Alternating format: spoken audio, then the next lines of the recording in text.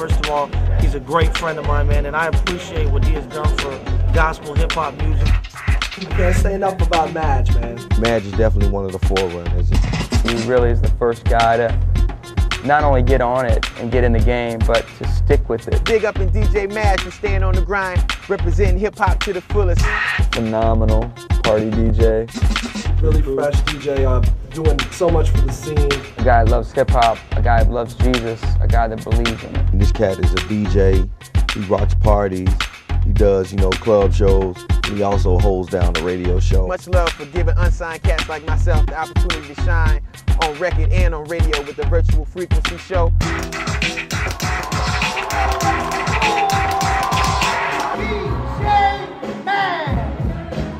Well, DJing for me has always been a way of expression. I saw my man Chill Hill, the guy who mentored me into DJing for the first time. I'm like, yo, that's pretty dope. I've got to learn how to do that. He took me under his wing and taught me a few things, and started playing the club circuits, house parties, wherever I could get. I just fell in love with it. There's something about taking records and moving a crowd, having a good time, making people happy, and I love it.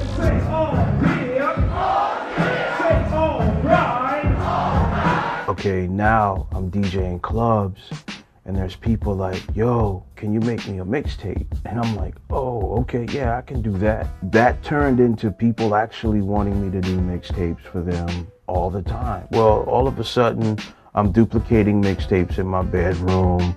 You know what I'm saying? People are actually wanting to, almost subscribe to what I'm doing. Mixtapes is basically how hip-hop circulated in the streets before it got to the major labels. Grandmaster Flash, Furious Five started out like that. Run DMC started out like that. Fearless Four, Kool Herc, all these cats was doing these mixtapes to where it got to the point where the major labels started checking for it and was like, yo, who is this? And Sugar Hill was like the first one to get picked up through the mixtape circulation. So mixtapes are very important.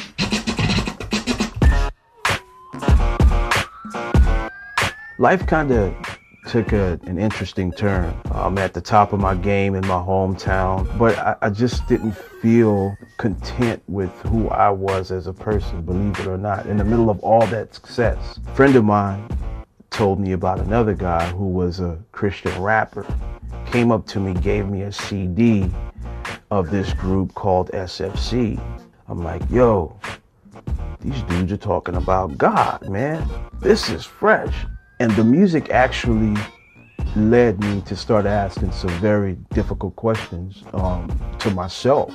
Long story short, I committed my life to Christ and became his disciple. Then it turns out that there's an entire culture of Christian rap music. And I'm like, yo, somebody's got to get this stuff out there. I broke out all my instrumentals from some of my older records, and I started blending it in with the Christian hip hop stuff.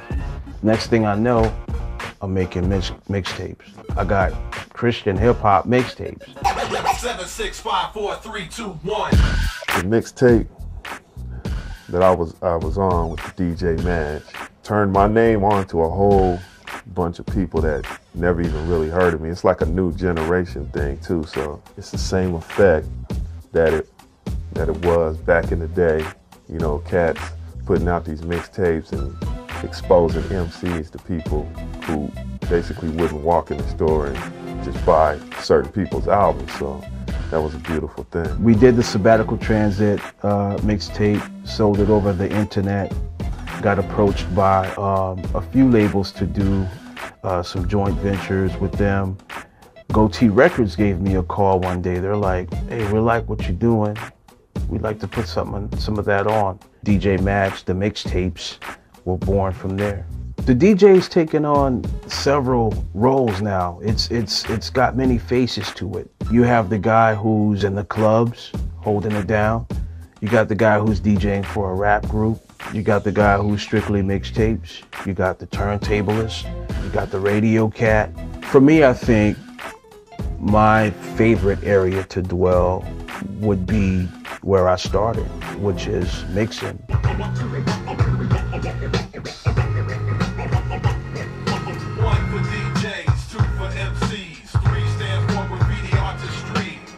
Madge thinks like a producer.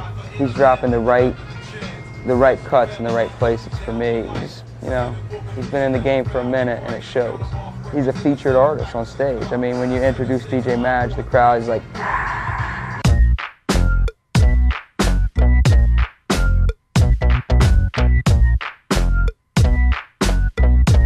Well, the live side of what DJ Madge brings to the table is very similar to what some people may have experienced in the rave scene, whether it's techno and house being played. It's just that I'm bringing the hip-hop and R&B stuff. If you want to worship, worship. If you want to break dance, break dance. If you just want to fellowship, have a good time, whatever, bring your parents. All the music's clean. There's no drama. Sometimes I have a guest MC come in and rock a set or whatever.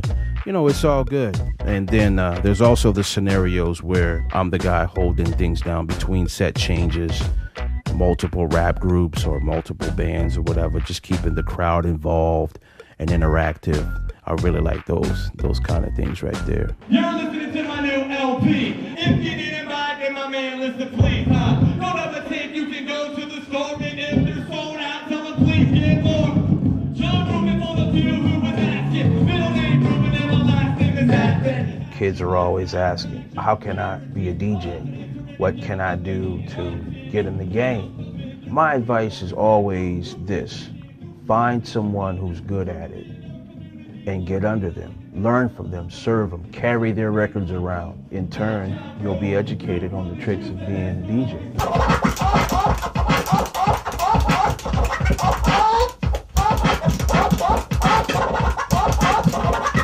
But the bottom line is, this is music, so the same principles apply. Before there was a kid doing mixtapes, there was a kid learning about what a whole note was, what tempo was, you know what I'm saying? Key signature, counting bars.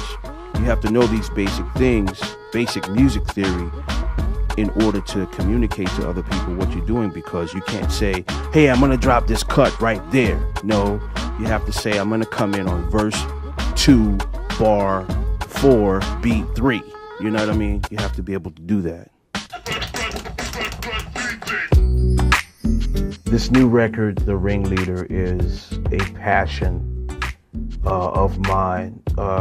The whole record is based on Romans chapter 1, verse 20, that speaks about God's invisible attributes that are clear to man and leaving us without excuse that he definitely exists. I just want this record to be viewed as a celebration of the God of the universe that causes all things to work together for good. As long as there's music, as long as there's a beat, there will be the DJ. If we keep duplicating ourselves in the next generation, if we educate ourselves on the technology that's out there, the business that's out there, if we just stay innovative with what we're doing, DJing is going to be around for a long time. There's a lot of guys out there and girls who are doing what I'm doing. There's a female DJ out here. Her name is Southpaw. There's my man DJ Form down with the Grits crew. There's DJ Skillspin. There's my man DJ Manuel who's down with John Rubin. There's DJ All-Star. There's DJ Knuckles. There's DJ Cut. DJ Lace from the Atlanta crew. DJ Morphus. DJ EW. There's a ton of people out there who are doing what I'm doing. A lot of good things happening out there, and I think we're going to be around for a long time. I think it's just another representation of, what hip hop is all about, besides just the MC. We like to have a DJ always. And I love the DJ, you know what I mean? The DJ, I watch a DJ and I just want to go home and write. And we respect the heck out of a DJ. Can I say heck? Is heck a naughty word? I hope not, because we respect the heck out of a DJ, or shows it. It's a wrap. We're out.